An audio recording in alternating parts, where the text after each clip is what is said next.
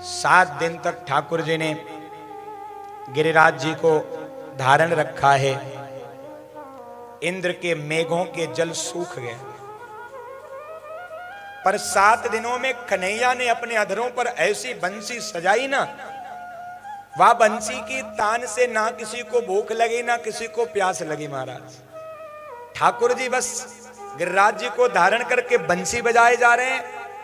कुछ ब्रज के रसिक संत तो यहां तक कहते हैं बंसी की तान सुनकर कन्हैया की उंगली पर ही गिरिराज जी भी डोल डोल के आनंदित हो रहे हैं। महाराज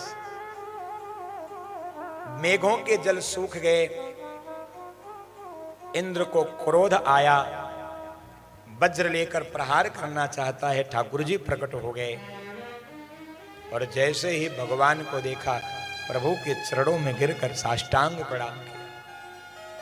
नमस्तुभ्यं भगवते पुरुषाय महात्मने वासुदेवाय कृष्णाय सात्वतां पतये नमः। नमस्तुभ्यं भगवते पुरुषाय महात्मने। हे प्रभु मुझे क्षमा कर देना, आप ही आदि पुरुष हो, आपके द्वारा इस इंद्र की पदवी है और आपकी कृपा से ही इंद्र की सत्ता है। मैं तो मूढ़मती हूं, मेरे अंदर इतनी बुद्धि नहीं, इतना ज्ञान नहीं प्रभु आपके तत्व को जान पाऊं। ईश्वरम गुरो महात्मानं त्वामहं शरणं गता। आप ईश्वर हो, आप गुरु हो, इसलिए मैं आपकी शरणागति लेता हूं। प्रभु मुझ पर क्रोध मत करना। इंद्र जानता था भगवान की शरणागति से ही बचा जा सकता है, तो प्रभु की शरणागति स्वीकार किया है। हे प्रभु त्वामहं शरणं गतः, बस आपके शरण में हो, मेरी रक्षा करो, मेरे अपराध को क्षमा करो। भगवान ने बहुत डांट लगाई है। इंद्र मेरी कृपा से ही सूर्य में चमक है, तेज है, मेरी कृपा से ही मेघों में जल है और मेरी कृपा से ही तेरी राज सत्ता है।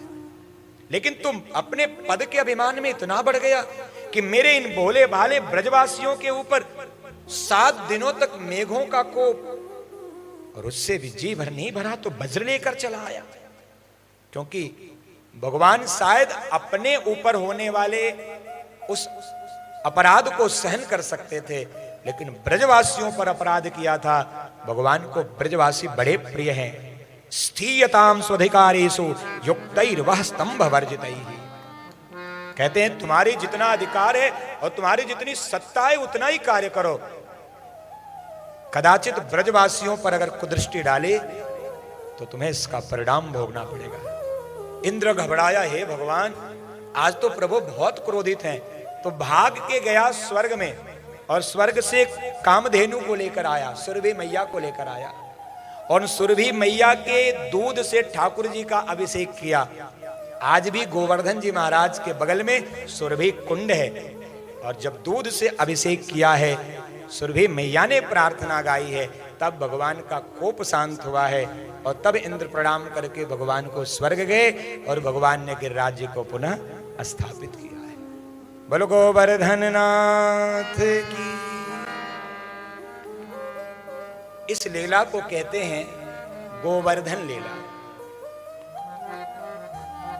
ये महारास के ठीक पहले आता है। गोवर्धन, गो का अर्थ होता है ज्ञान, गो का अर्थ गौ भी होता है, गो का अर्थ इंद्रिय भी होता है।